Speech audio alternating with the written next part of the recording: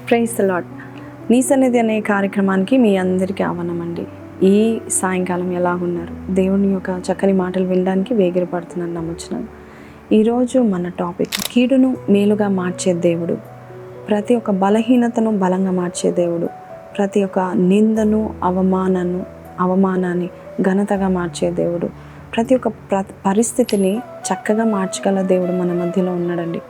బైబిల్లో చాలామంది జీవితాలు ప్రతికూలంగా ఉన్న జీవితాలను దేవుడు వారికి ఆ కీడును మేలుగా మార్చడానికి ఆయన జోక్యం చేసుకున్నట్టుగా మనం చూస్తూ ఉంటున్నాము. ఫర్ ఎగ్జాంపుల్ మన జీవితంలో కూడా మనం అనుకుంటాం, ఇది నాకు ఎందుకు జరిగింది, ఈ కీడు సంభవించింది కదా అని మనము కృంగిపోకూడదంట. దేవుని బిడ్డలమైన మనము, భక్తులమైన మనము ప్రతిదీ దేవుడు మన మేలుకే మారుస్తాడు. రోమాపత్రిక 8:28 చదువుతాం. దేవుని ప్రేమించు వారికి అనగా ఆయన సంకల్పం చొప్పున పిలువబడిన వారికి మేలు కలుగుటకై సమస్తమును సమకూడి జరుగుచున్నవని ఎరుగుదుము. దేవుని ప్రేమించే వారికి, దేవుని బిడ్డలుగా ఉండే మనకు సమస్తము దేవుడు మేలుగా మారుస్తాడు. ఎంత ఉత్సాహంగా ఈ వాక్యాన్ని మనం వినాలంటే, ఇప్పుడు పరిస్థితులు ఎలాగున్నా కూడా ఈరోజు నీవు భయంకరమైన విపత్తులో ఉన్నా, దావీదు వలె గుహలో ఉన్నా కూడా రేపు నీవు అంతఃపురంలో రాజుగా ఏలబోచున్నావు, రాణిగా ఉండబోచున్నావు. కాబట్టి ఈరోజు దేవుడు చెప్తా ఉంటున్నాడు, నీ పరిస్థితులను చూడకు, ప్రతి పరిస్థితిని మార్చగల దేవుడు నన్ను చూడు అని దేవుడు చెప్తా ఉంటున్నాడు. అలాగే 33వ వచనం నుంచి చద్దాం. దేవుని చేత ఏర్పరచబడిన వారి మీద నేరము మోపువాడు ఎవడు? నీతిమంతులుగా తీర్చువాడు దేవుడే. శిక్ష విధించువాడు ఎవడు? చనిపోయిన క్రీస్తేసే. అంతేకాదు మృతులలో నుండి లేచిన వాడును, దేవుని కుడిపార్శ్వమున ఉన్న వాడును, మన కొరకు విజ్ఞాపన కూడా చేయవాడును ఆయనే. క్రీస్తు ప్రేమ నుండి మన ఎడబాపు వాడు ఎవడు? శ్రమ అయినను, బాధ అయినను, హింస అయినను, కరువైనను, వస్త్రహీనత అయినను, ఉపద్రవమైనను, ఖడ్గమైనను మనలను ఎడబాపున. దేవుని మనల్ని ప్రేమిస్తూ ఉంటే క్రీస్తు ప్రేమ నుండి ఏ శ్రమ కూడా మనల్ని ఎడబాయలేదు. ఖచ్చితంగా దేవుడు మనల్ని ప్రేమిస్తూనే ఉంటాడు, మనకు కావలసినవన్నీ ఇస్తూనే ఉంటాడు. ప్రేమించే వారికి ఇక్కడ అనేకమైన బహుమానాలు దేవుడు దయచేస్తాడు. ఈరోజు ఈ మాటలు వింటున్న నీవు ఏ శ్రమ అయినా, ఏదేమైనా కూడా గుర్తుపెట్టుకోండి, దేవుడు ఎవ్వరు ఎంత హింసించినా కూడా, ఎంత శిక్షించినా కూడా, ఎంత కీడులోనికి నిన్ను లాగినా కూడా దేవుని పక్షంగా ఉన్నాడు.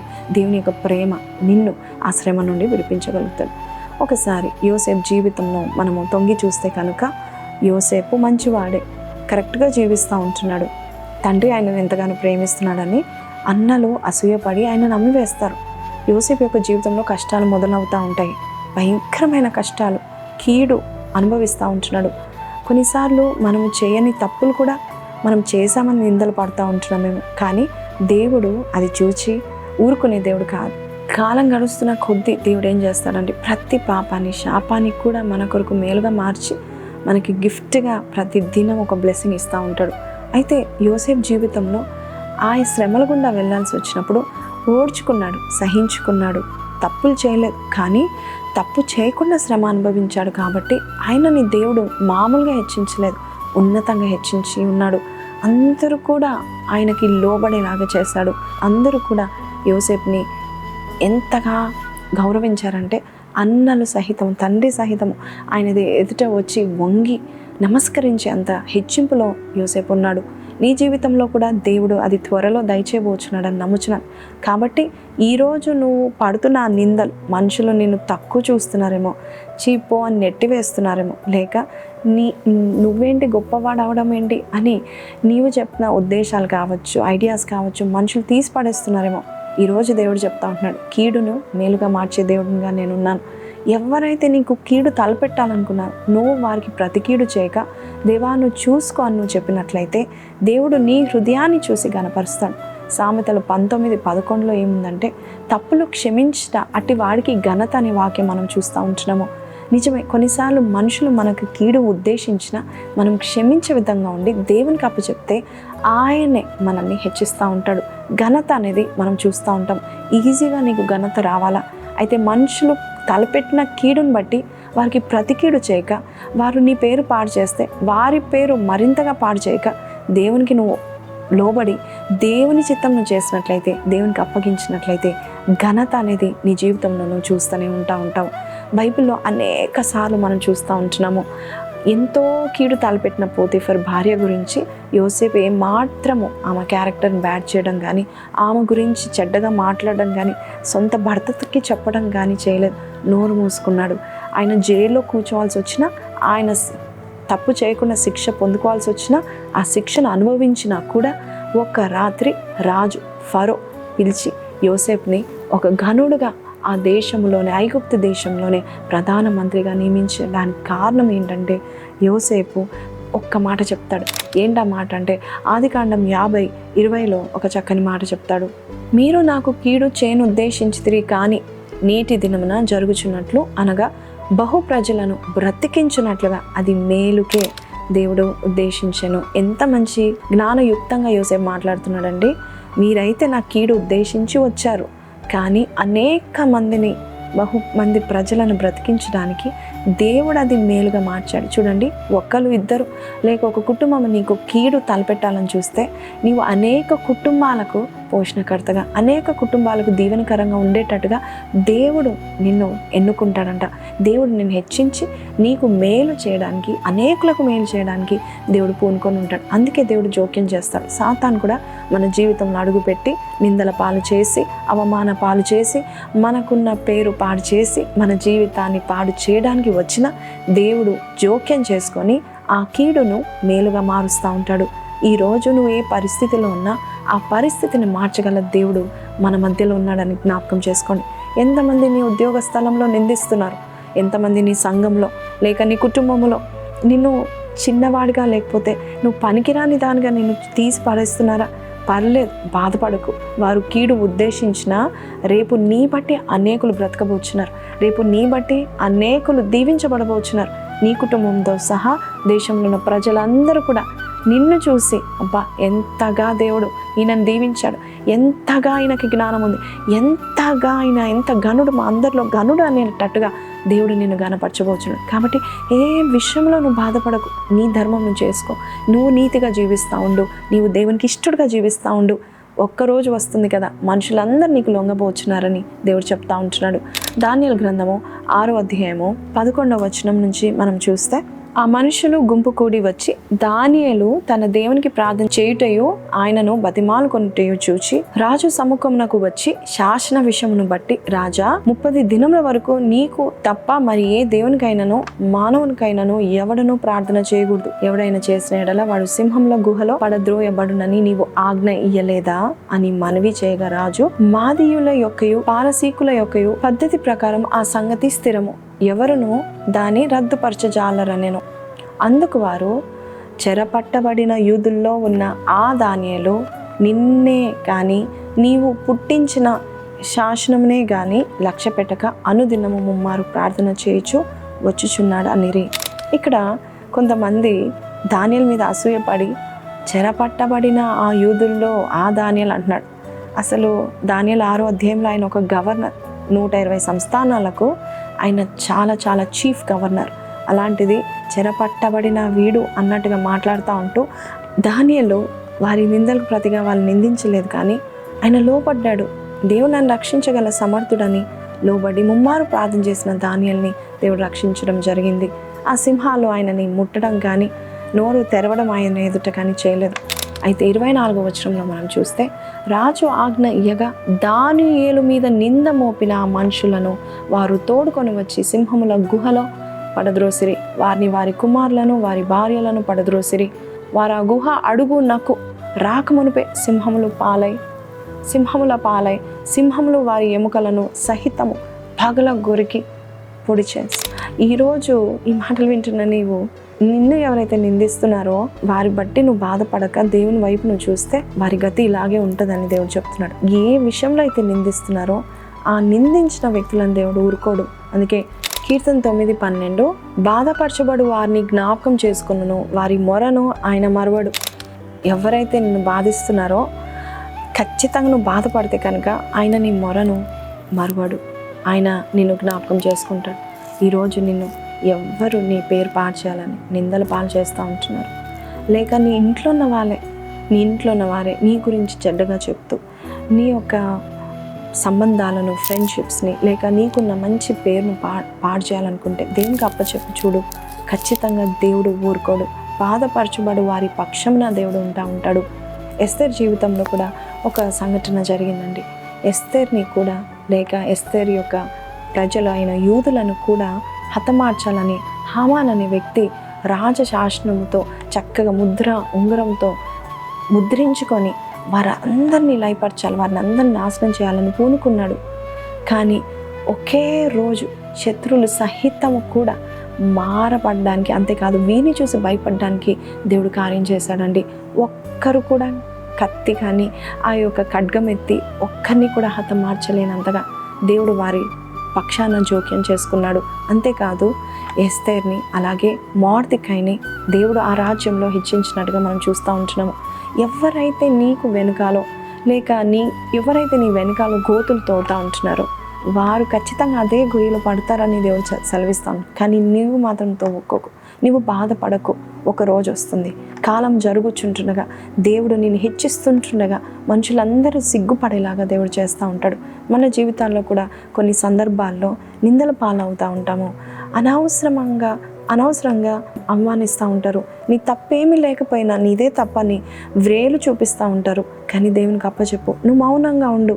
నిందకు ప్రతి నింద ఇవ్వకు, కీడుకు ప్రతి కీడు చేయకు. ఖచ్చితంగా దేవునికి అప్పచెప్పు, దేవుడు చూసుకుంటాడు. యాకోబు జీవితంలో కూడా అదే జరిగిందండి. యాకోబు మరి మోసం చేశాడు, బ్లెస్సింగ్స్ని పొందుకున్నాడు, కానీ పారిపోవాల్సి వచ్చింది. పారిపోయి లాబాన్ అనే తన మామయ్య దగ్గర ఉన్నాడు. కానీ లాబాన్ అనే తన మామయ్య చాలా మోసగాడు. యాకోబుని ఎంతగా పని చేయించినా కూడా 10 సార్లు జీతాన్ని మార్చేవాడు. ఎంత కష్టపడినా, ఎంతవరకు ఫలభరితంగా చేసినా, ఎంత వారిని పోషించుకున్నా, లేక ఎంతవరకు లాభం తెచ్చినా కూడా లాబాను యాకోబుని చూసి ఆయనను తీసి పడేసినట్టుగా, లేక ఏమి పట్టించుకున్నంతగా చూస్తూ ఉంటుండగా దేవుడు చూస్తూ ఉన్నాడు. యాకోబు పక్షంగా ఉన్న దేవుడు చూస్తూ ఉన్నాడు. యాకోబు మంచి చేస్తూ ఉంటున్నాడు. చెప్తున్నాడు కదా, వాళ్ళ మామయ్యతో చెప్తా ఉంటున్నాడు, ఇదిగో మామయ్య, నేను ఏమాత్రం నీ కీడు తలపెట్టలేదు. ఇంకా చెప్పాలంటే నీ గొర్రెలు నా యొక్క ఆధ్వర్యంలో ఏ పశువు అయినా వచ్చి ఆ గొర్రెలను తీసుకున్నా నేను నా అకౌంట్లో వేసుకునేవాడిని. ఖచ్చితంగా నేను ఆ గొర్రెని నేనే పెట్టేదాన్ని. అలాగా ప్రతి విషయంలో నేను నీకు క్షేమం కొరకు, నీ మేలు కొరకు, నీ లాభం కొరకు నేను చూశాను. ఎప్పుడు కూడా నష్టం చేయలేదు అని చెప్తూ ఆయన అంటున్నాడు, నేను నష్టం చేయకపోయినా నీవు నాకు నష్టం తలపెట్టావు. 10 సార్లు నా జీతం మార్చావు. నాకు ఇంతమంది పిల్లలు ఉన్నారు, 2 భార్యలు, 2 ఉపపత్నులు ఉన్నారు, ఇంతమందిని పోషించాలి. అయినా నేను ఒక్కడే కష్టపడినా కూడా నువ్వు నా జీతం మార్చావు. అయినా కూడా నా దేవుడు నా పక్షాన ఉండి నేను చేయనదంతయు కూడా సఫలపరుస్తూ ఉన్నాడు. నిజమే అండి, మనుషులతో గొడవ పట్టుకుంటే ఏమి రాదు, నా జీతం ఏంటి, నాది ఏంటి అని గొడవ పడ్డం కాదు. దేవునికి అప్పచెప్పి చూడు. అన్యాయాన్ని సహించని దేవుడు నీ జీవితంలో అన్యాయంను జరగనీయకుండా చూసుకుంటూ ఉంటాడు. ఎక్కడైతే నీ జీతాన్ని మారుస్తున్నారో, ఎక్కడైతే నీ విషయంలో అసలు జీతం ఇవ్వకుండా బాధ పెడుతున్నారో, నీ విషయంలో చాలా వర్క్ చేయించుకుంటున్నారు, కానీ నీ విషయంలో ఏ మాత్రము సహాయం చేయలేని పరిస్థితిలో వారు ఉన్నట్లయితే, చేయగలిగిన పరిస్థితిలో చేయకపోతే దేవుడు నీ పక్షాన నుండి నీవు చేసే ప్రతి పనిని దేవుడు సఫలం చేయబోచున్నాడు. యాకోబు ఏ గొర్రెను ముట్టుకున్నా, ఏ మేకను ముట్టుకున్నా వర్ధిల్లేదు. దేవుడు అంతగా దీవించాడు. వాక్యం సెలవిస్తుంది, యాకోబు ఒక్క కర్రతో ఆయన 2 వేసి గుంపులతో వచ్చాడు. అంతగా దేవుడు దీవించాడు. దేవుడు ఏదైతే చేయాలనుకున్నాడో యాకోబు విషయంలో అదంతా చేసి ముగించాడు. ఎంత కీడు వచ్చినా చేసి ముగించాడు. నీ జీవితంలో కూడా నీ విషయంలో ఏదైతే చేయాలనుకుంటున్నాడో, ఏ బ్లెస్సింగ్ డోర్ అయితే ఓపెన్ చేయాలనుకుంటున్నాడో, ఎంతమంది కీడు పన్నాగినా, ఎంతమంది నిందించినా, ఎంతమంది నమ్మినా నమ్మకపోయినా, నీ దేవుడైన యెహోవా నిన్ను దీవించడానికి పూనుకుంటే అది దృఢంగా ఉన్నట్లయితే దేవునికి ఖచ్చితంగా చేస్తూ ఉంటాడు. యాకోబు జీవితంలో మనం చూస్తూ ఉంటున్నాము, ఏదైతే అనుకున్నాడు ఈ మేకలు ఉత్పత్తి చేయాలి, ఈ మేకలు విస్తరింపబడాలనుకున్నాడు, అవే విస్తరించాయంట. మన జీవితంలో కూడా ప్రభా ఇది జరిగితే బాగుండు అని నీతిమంతులు అనుకున్న ఆశను దేవుడు భంగం చేయడంట. ఖచ్చితంగా చేస్తాడు. నీవు కూడా నీతిగా జీవిస్తూ ఆయనకి ఇష్టడుగా ఉన్నట్లయితే ఖచ్చితంగా నిన్ను దేవుడు దీవిస్తాడు. ఎంతమంది వ్యతిరేకించినా, ఎంతమంది శత్రువులు ఉన్నా కూడా, ఎంత సాతాను అడ్డగించినా దేవుడే జోక్యం చేసుకొని, దేవుడే నీ యొద్దకు వచ్చి బాధపరచబడి వారి పక్షాన ఉండి దేవుడు కార్యం చేస్తూ ఉంటాడు. అందుకే దావీదు కూడా, గుహల్లో దాక్కున్న దావీదు కూడా, సౌలు ఎంత తలపెట్టాడండి, ఎన్నిసార్లు దావీదుని చంప చూశాడండి. ప్రాణంతో ఉండాలని, ప్రాణం కొరకు మరి ఆయన పారిపోతూ ఒక గుహలో దాక్కుంటూ అట్లాంటి జీవితం జీవిస్తున్న దావీదు జీవితంలో దేవుడు చూస్తున్నాడు, దావీదు ఓర్చుకుంటున్నాడు. దేవుడు ఇంకా ప్రేమిస్తున్నాడు దావీదుని, నువ్వు ఎంతగా ఓర్చుకుంటున్నావని. సౌలు ఎన్నిసార్లు వచ్చి ఆ యొక్క ప్రాణహాని చేయడానికి తలపెట్టినా కూడా దావీదు క్షమించడం దేవుడు చూశాడు. నీవు కూడా ఈరోజు క్షమించి చూడు, నీలో దేవుని యొక్క సుగుణం ఉన్నట్టే. యోసేపు తన అన్నలు వాళ్ళందరూ వచ్చినప్పుడు వారందరికీ ఏమని చెప్పాడు? అవును, మీరు నాకు కీడు తలపెట్టారు కాబట్టి నేను ఇప్పుడు తలపెడతాను అనలేదు, నేను ఏ లెవెల్లో ఉన్నాను అని అనలేదు. ఆయన ఒకటే అన్నాడు, మీరు కీడు తలపెట్టాలనుకున్నా కూడా దేవుడు అది మేలుగా మార్చి అనేక మందికి ఆశీర్వాదకరంగా చేశాడు, అనేక మంది బహు ప్రజలకు ఆహారం ఇచ్చేవాడుగా చేశాడు. అంత ఉన్నతమైన గుణం నీకుందా? ఎంతమంది నిన్ను పొడుస్తూ ఉన్నా ఈ మాట, ఈ జ్ఞానం నువ్వు గ్రహిస్తే కనుక నీవు చాలా చాలా హెచ్చింపబడతా ఉంటావు.